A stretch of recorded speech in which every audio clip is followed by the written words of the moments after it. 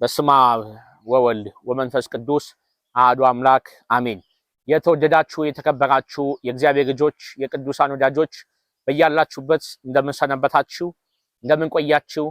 እነሆ እንደ እግዚአብሔር መልካምና ቅዱስ ፈቃድ የፊታችን ቅዳሜና እሑድ የካቲት 28 እና 29 በዚህ በ44ቱ ጸበል ፈለገ ዮርዳኖስ ቅድስት ሥላሴና ቅድስት አርሴማ ቤተክርስቲያን የፍኖተ ሕይወት ጉባኤ በደማቅ ሁኔታ ይካሄዳል።